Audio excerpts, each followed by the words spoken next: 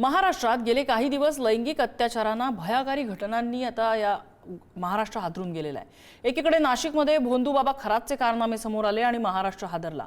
हजारो महिलांना आपल्या जाळ्यात ओढून खरातनं त्यांचं लैंगिक शोषण केलं होतं, कधी आमिष दाखवून, कधी भीती, कधी खोटी आश्वासनं देत आणि इतर अनेक बाबींचा जो वापर करायचा। त्याच्या तावडीतून उच्चभ्रू महिला, गरीब महिला कोणीच सुटलं नाही। दुसरीकडे त्याच नाशिकमध्ये रवींद्र एरंडे नावाचा एक उद्योजकही पोलिसांच्या हाती लागला। त्याचा मोबाईल समोर आला तेव्हा यंत्रणा पुन्हा हादरल्या, कारण एरंडेच्या मोबाईलमध्ये महिलांच्या शोषणाचे 100हून अधिक व्हिडिओ होते। तो त्यांना ब्लॅकमेल करत होता असंही कळतंय। याच नाशिकमध्ये एका मोठ्या कंपनीत धर्मांतराचं रॅकेट चालत होतं आणि तिथेही आमिष, भीती असं सगळं प्रलोभनं वगैरे दाखवत महिलांचं शोषण सुरू होतं आणि त्यांना धर्मांतराच्या जाळ्यात ओढलं जात होतं। धक्कादायक बाब म्हणजे या ठिकाणी मानवी तस्करीच्या दृष्टीने सुद्धा तपास होतोय।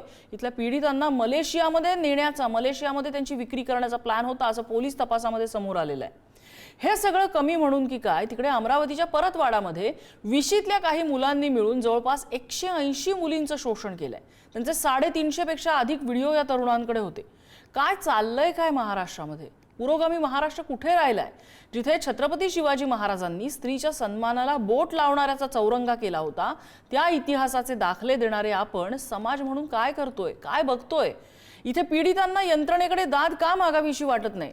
कुठे घेऊन चाललोय आपण आपल्या महाराष्ट्राला, याची चर्चा आज करायची आहे।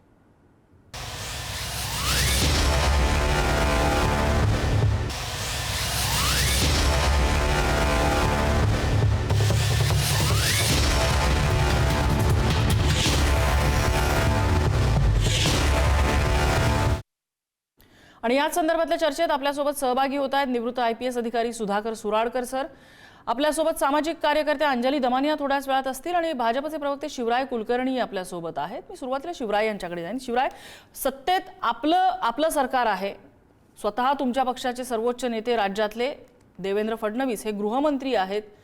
अशा वेळेला राज्यामध्ये गुन्हेगारीच्या वेगवेगळ्या गोष्टी समोर येत असताना सेक्स स्कॅन्डल्स एका मागोमाग एक बाहेर पडतायत। काय कारण असावं? महाराष्ट्रात चाललंय काय?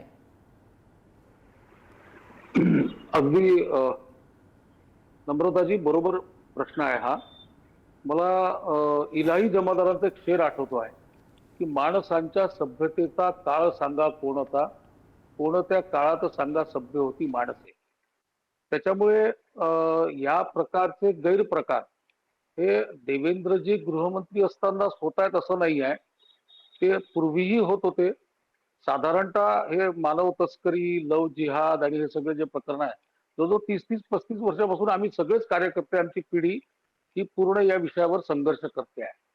देवेंद्रजीच्या कालावधीमध्ये मात्र एक गोष्ट निश्चित होते आहे की देवेंद्रजीच्या कालावधीमध्ये असं प्रकरण आल्यानंतर त्यांना कोणाची दाढी कुरवाळण्याची गरज नाही आणि त्यांना कोणाचा अनुनय करण्याची गरज नाही मतांच्या राजकारणासाठी, म्हणून ते पूर्णपणे टोकाची भूमिका घेऊन हयगय न करता कारवाई करतात। म्हणून या प्रकरणांना अगदी आपण 3 उदाहरणं आपण दिलेत, ही तिन्ही उदाहरणं संपूर्ण समाज मनाला सुन्न करणारे आहेत। माणूस म्हणून आपल्यालाही लाज वाटेल, संताप येईल, चीड येईल, उद्विग्न होऊ आपण, इतकी भयावह ही तिन्ही प्रकरणं आहेत। यातला एक भाग फक्त वेगळा आहे, खरातचा भाग थोडा वेगळा एवढ्यासाठी आहे की खरातनी धार्मिक अवडंबर उभं करून आणि कुठेतरी महिलांना त्रस्त असलेल्या महिलांना किंवा त्यांना त्रस्त करून त्यांना छापीत घेऊन हे घडवून आणलं। उरलेले 2 प्रकरणं जे आहेत, 2 प्रकरणं कटकारस्थान करून, ठरवून, ब्लॅकमेलिंग करून, दबाव टाकून, षडयंत्र आखून महिलांना त्यांनी पीडित केलेलं आहे। आता हे जे परतवाड्याचं प्रकरण आहे, या परतवाड्याच्या प्रकरणा आणि दोन्ही प्रकरणांमध्ये, खरातचं प्रकरण असो की परतवाड्याचं प्रकरण असो, ज्या गृहमंत्र्यांचा आपण उल्लेख करतो त्याच गृहमंत्र्यांनी कुठलाही कंप्लेनंट येण्याची वाट न पाहता, त्या प्रकरणाचं गांभीर्य पाहता सुमोटो दोन्ही ठिकाणी गुन्हा दाखल केला, SIT स्थापन केल्या, अगदी कठोरपणे सगळ्या जे आरोपी असतील त्यांना अटक केली आणि मोठ्या प्रमाणामध्ये कारवाई करून हे प्रकरण कसाच कसे लावता येतील याची एक रचना यांनी आखली। त्याच्यामुळे याच्या पूर्वी मला फक्त आपल्याला केवळ आरोप नाही करायचा आहे, मी तुम्हाला वस्तुस्थिती सांगतो। मी 35 वर्षापासून लव जिहाद या विषयावर काम करतो, माझी पूर्ण पिढी काम करते, पण याच्यापूर्वी अशी प्रकरणं आम्हाला अपयशच येत होतं। आम्हाला वालीच नव्हता कोणी. सरकार जे काही ठीक आहे. कागदपत्र समोर येतील त्याच्या आधारावर प्रकरण कसे दाबायचे याचेच प्रकरण जास्त झाले. इथे प्रकरण दाबलं जात नाही हा आनंदाचा विषय आहे आणि त्याच्यामुळे इथे प्रकरण निघालं, उघडकीस आलं, कुणी आणलं. आता परतवाड्याचं प्रकरण आम्ही उघडकीस आणलं. ठीक आम्ही भाजपचे कार्यकर्ते आहोत. आहे. आम्हीच उघडकीस आणलं आणि उघडकीस आणलं कारवाई पण झाली. आमच्या सरकारने कारवाई केली, चांगली कारवाई केली. त्याच्यामुळे आम्ही हा समाजातला हा जो अतिशय अश्लाघ्य असा प्रकार आहे हा संपुष्टात हा गंभीरच प्रकार आहे. एक प्रकारे ही लागलेली कीड आहे. शिवरायजी तुम्ही म्हणताय ते बरोबर आहे. मी सुराडकर सरांकडे जाते. सुराडकर सरांचा या क्षेत्रातला अनुभव पोलीस क्षेत्रातला खूप मोठा आहे. त्याच्यामुळे गुन्हेगारी विश्व त्यांनी जवळून पाहिलेलं आहे. अनेकांना त्यांनी शिक्षा सुद्धा केलेली आहे. सुराडकर सर, महाराष्ट्रामध्ये एका मागोमाग एक ही अशी सेक्स स्कॅन्डल्स उघडकीला येत आहेत. बरं, याच्यामध्ये एका धर्माचं काही आहे असं नाही, धार्मिक अँगल त्याच्यामध्ये काही ठिकाणी आहेत सुद्धा. मात्र खराच सारखं प्रकरण असेल तो एरंडे सारखा उद्योजक ज्याच्या मोबाईलमध्ये 120 व्हिडिओ सापडतात महिलांच्या शोषणाचे.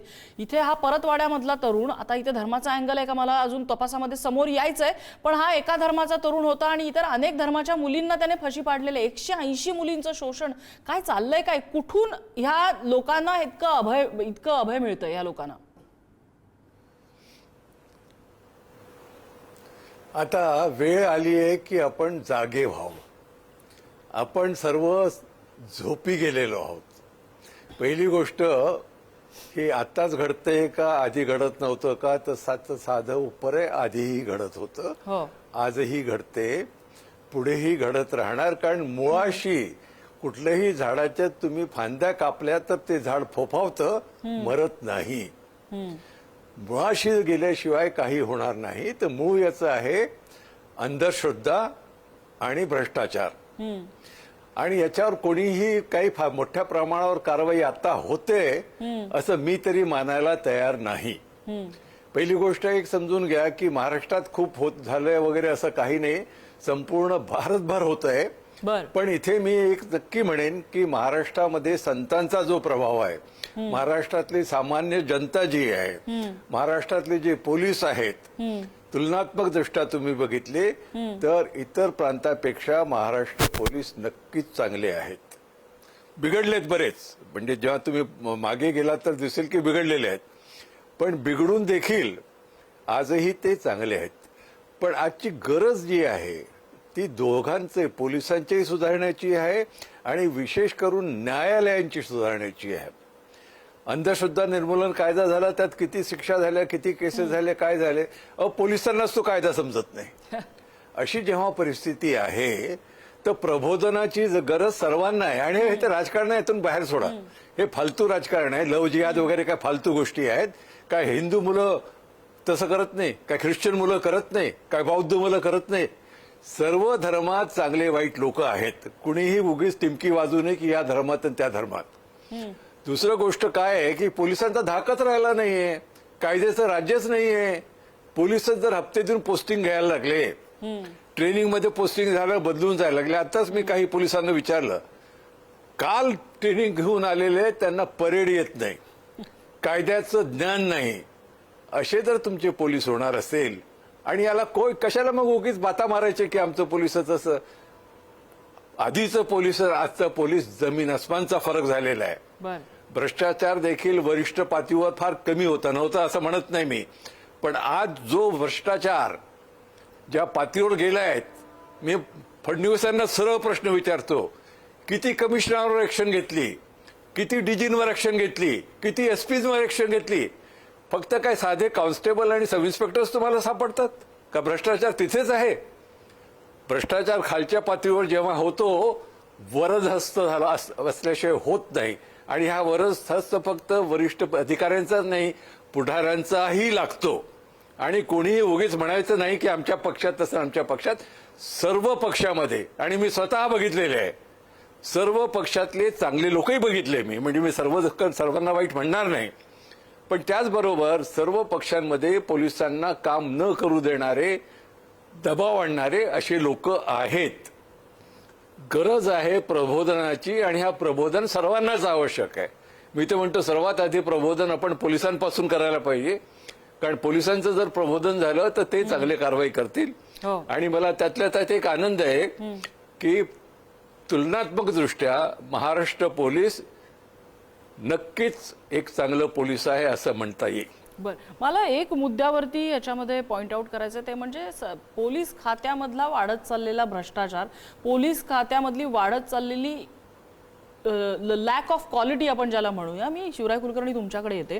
गृहमंत्री राज्याचे मुख्यमंत्री आहेत, अशा वेळेला पोलीस खात्याला सुद्धा त्यांनी कुठेतरी दट्ट्या देणं गरजेचं आहे. म्हणजे एक लक्षात घेतलं पाहिजे, तुम्ही म्हणालात की पीडिता समोर यायची वाट पाहिली नाही, कारवाई आम्ही करत होतो. मुद्दा असा आहे की ज्या प्रकरणामध्ये 180 पीडित आहेत, खरातच्या प्रकरणामध्ये तर काही 100 पीडिता आहेत, त्याच्यापैकी एकाही तरुणीला, एकाही मुलीला समोर येऊन आपली व्यथा मांडावीशी यंत्रणेसमोर वाटू नये, हा पराभव यंत्रणेचाच आहे ना. नाही, निश्चित आहे, हे अगदी इंटेलिजन्स फेल्युअर आहे, हे तर सगळ्यांनाच मान्य करावं लागेल.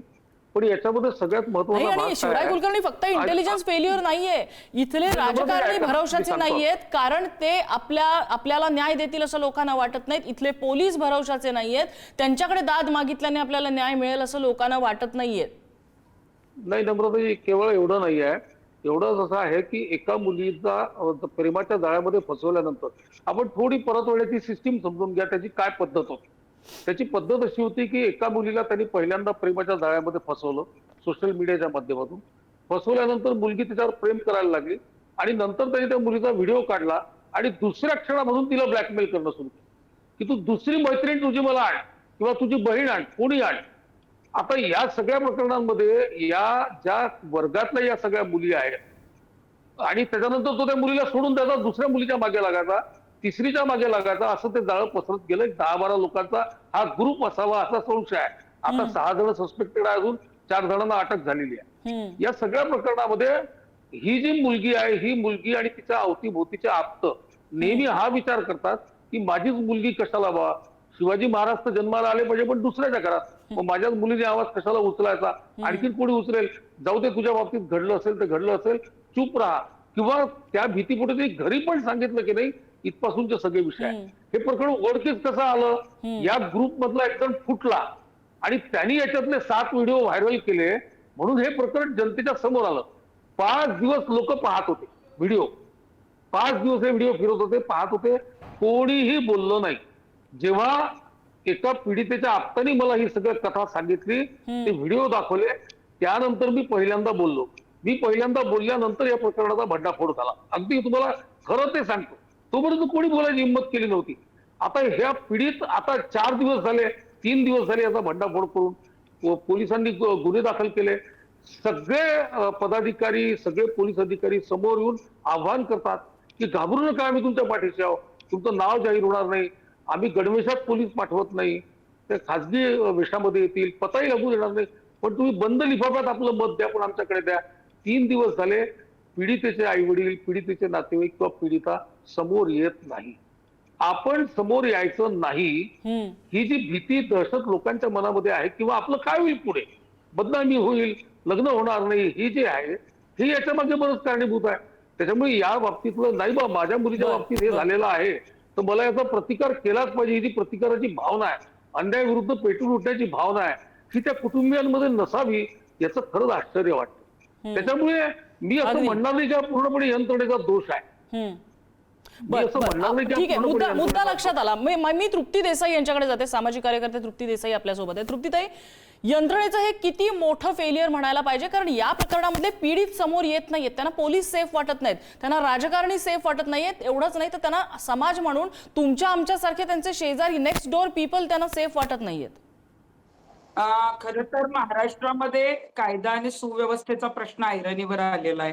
ह्या मुलींना माहिती आहे की अनेक प्रकरणं पुढे आली, त्याच्यात पीडिता पुढे आल्या, परंतु आपल्या इथं आपण जर कायदा बघितला, जरी तो सक्षम असला, फास्ट ट्रॅक कोर्ट जरी असले, तरी लवकर न्याय मिळत नाही आणि मुलींची जी आहे ती बदनामी अनेक वेळेला होते. अमरावतीचं प्रकरण असेल, नाशिकचं प्रकरण असेल, धर्मांतरणाचा मुद्दा असेल. हे बघा, धर्मांतरण हा मुद्दा वेगळा आहे. ज्याच्यामध्ये लव जिहाद किंवा अशी प्रकरणं होत असतील तर त्याला संपूर्णपणे जे आहे ते गृह मंत्रालय जबाबदार आहे. गृह मंत्रालय, पोलीस स्टेशन हे सगळे काय करतायत, अशा घटना घडतात, एखादं प्रकरण येतं आणि मग ते चॅनलला येतं आणि मग त्याच्यावर चर्चा होते. त्याच्यापेक्षा या गोष्टी होऊच नयेत यासाठी आतापर्यंत काही केलंय का? जर केलं नसेल तर आता त्याच्यासाठी काही नियम करायचे आहेत का? कारण गुन्हेगार जो आहे हा कुठल्याही एका जातीचा किंवा धर्माचा नसतो, तो गुन्हेगार असतो. त्यामुळं त्याच्याकडे कुठल्याही जातीचा आणि धर्माचा बघण्यापेक्षा याच्यामध्ये अल्पवयीन मुली असतील, महिला असतील, आज आपण खरातचं प्रकरण बघतोय, अमरावतीला तर अल्पवयीन मुलींवर झालेले हे अत्याचार आहेत.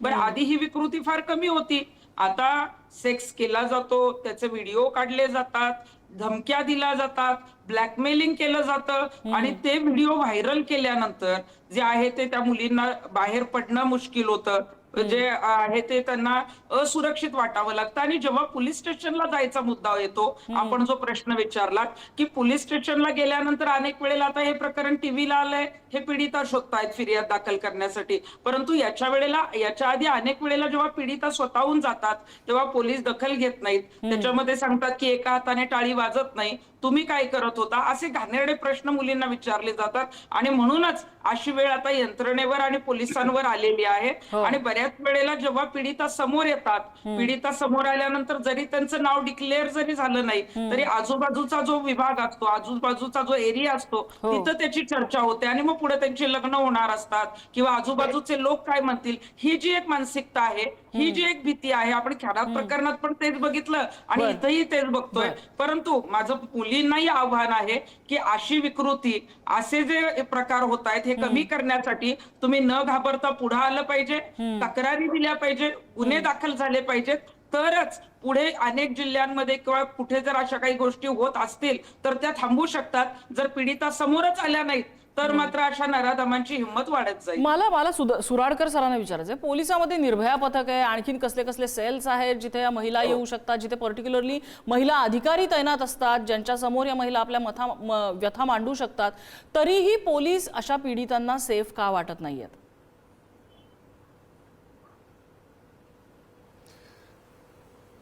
त्याचं कारण आहे की जो अनुभव येतो त्या अनुभवावरून माणसं आपलं मत बनवतात. किती पोलीसवाले स्वतःहून शाळेत जातात, कॉलेजमध्ये जातात, घरी जातात, भेटतात, गाडीतून फिरून जनसंपर्क होत नाही. पायीच गेला पाहिजे, घरोघरी गेला पाहिजे. प्रत्येक बीटमधल्या कॉन्स्टेबलला त्याच्या बीटमध्ये कोणी मुलं अभ्यास करत नाही, कोणाची काय लफडी आहेत, कोणी काय करतात, कुठे काय, सर्व माहीत असतं. आणि त्यातून त्यांनी लोकभिमुख होऊन लोकांच्या मदतीसाठी पुढाकार घेऊन करायला पाहिजे. आता परवाच एका लेडी कॉन्स्टेबलला त्याचे इन्स्पेक्टर म्हणत की हप्ता आण.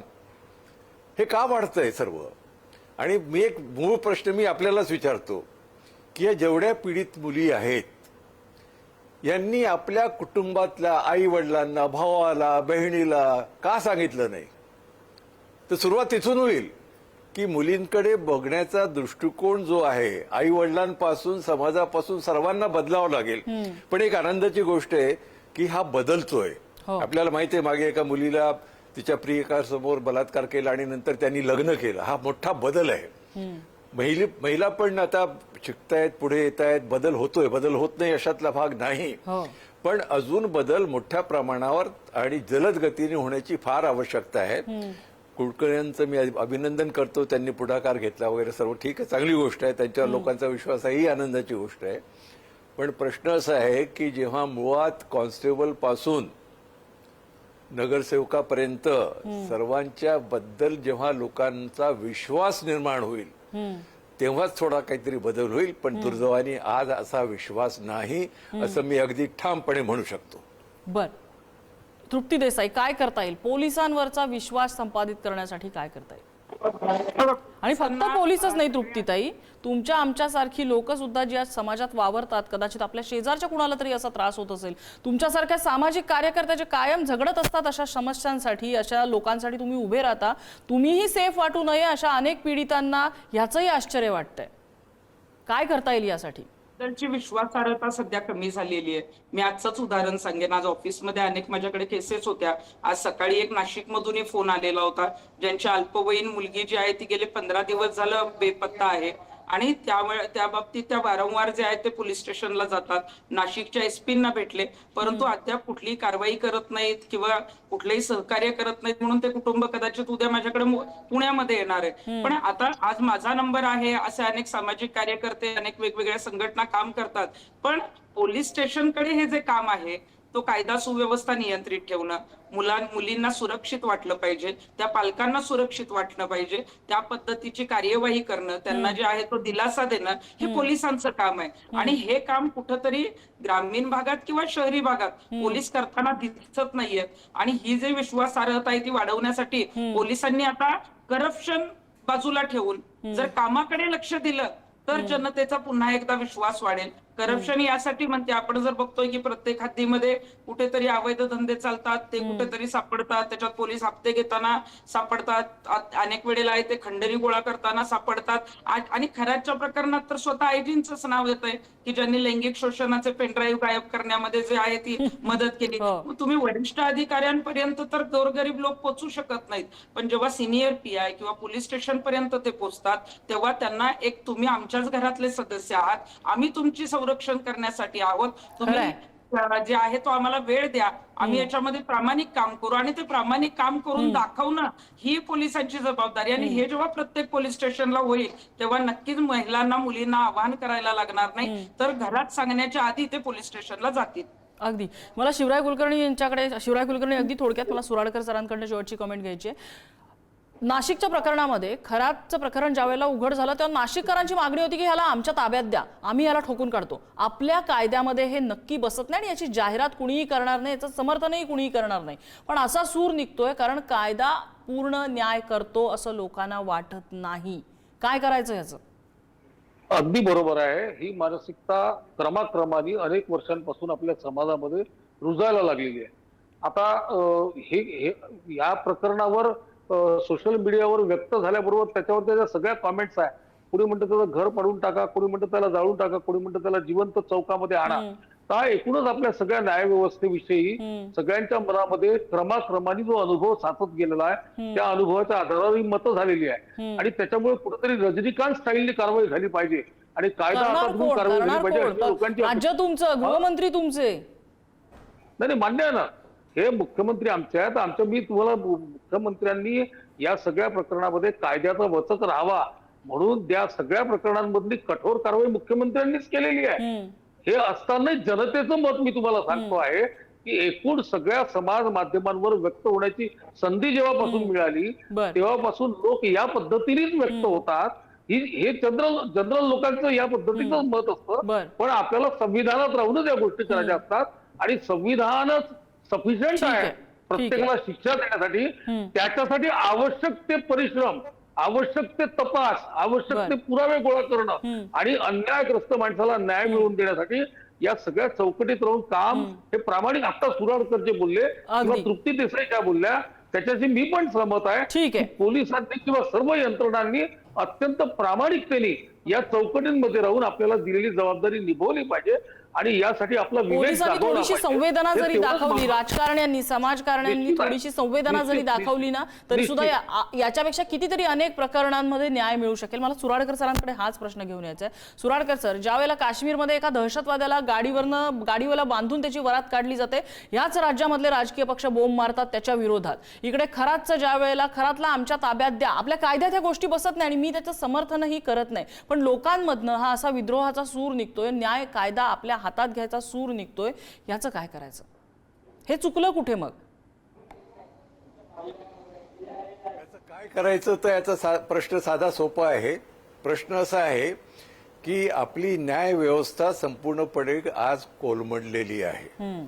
सुरुवात पोलिसांपासून होईल. पोलीस तक्रारच न घेणारे पोलीस किती आहेत आणि तक्रार घेऊन त्वरित कारवाई करणारे पोलीस किती हे आपणच कल्पना करू शकता. योग्य प्रमाणे बाजू मांडणारे पोलीस प्रॉसिक्युटर किती आहेत, योग्य त्वरित न्याय देणारे न्यायाधीश किती आहेत, हे सर्व मूळ प्रश्न आहेत आणि काहीतरी कठोर कारवाई केल्याशिवाय सुधारणा होणार नाही. माझ्यावरच अन्याय झालाय, मी कोणाकडे जात माझू? माझ्यावर अगदी खोटा गुन्हा दाखल केला, मी पैसे खाल्ले म्हणून. मी पोलीस इन्स्पेक्टर पासून सीपी पर्यंत गेलो, कोणी बघायलाच तयार नाही. कोर्टात 2009 पासून केस पेंडिंग आहे, कोर्ट बघायलाच तयार नाही. तर वेळ आली आहे की पोलिसांना आणि जजेसना त्यांची जागा दाखवली पाहिजे, त्यांना काम करायला बाध्य केलं पाहिजे. आणि ते तेव्हाच होणार आहे जेव्हा कुलकर्णी साहेब एकटे नव्हे, सर्वच राजकीय पक्ष एकत्र आले पाहिजे. ते बांधण तुझा सोडा. अगदी आता खरा दलित आहे का मराठा यावर वाद झाला. अरे तो बदमाश आहे, तो दलित असो, मराठा असो, ब्राह्मण असो, कोणी असो, हिंदू असो, मुसलमान असो. कुठे चाललोय आपण? खरंय. हे जातीभेद, धर्मभेद, प्रांतभेद याच्या वर या अगदी. आणि सर्व एकत्र येऊन याचा सामना नाही, करा, अगदी तरच सर काही तुम्ही होईल, नाही तर बोललात होणार ते नाही. अगदी खरं आहे. प्रत्येक गोष्टीमध्ये राजकारण शोधण्यापेक्षा प्रत्येक गोष्टीमध्ये जेव्हा न्याय शोधला जाईल पोलिसांकडनं, राजकारण्यांकडनं आणि त्यांना सपोर्ट करणाऱ्या सगळ्या यंत्रणेकडनं, त्यावेळेला मला वाटतं न्यायाच्या भाषेत आपण बोलू शकू. कारण त्याच्या तोपर्यंत गुन्ह्याच्या भाषेमध्येच आपल्याला बोलावं लागेल. किती गुन्हे झाले असं आपल्याला बोलावं लागेल. किती न्याय झाला हे आपण तेव्हाच सांगू शकू ज्यावेळेला प्रत्येक जण अशा गोष्टींकडे संवेदनशीलपणे बघू शकेल. या चर्चेसाठी आपल्याला सगळ्या मान्यवरांनी वेळ दिला. सगळ्यांचे आभार. आजचा थोडा इथेच थांबतोय.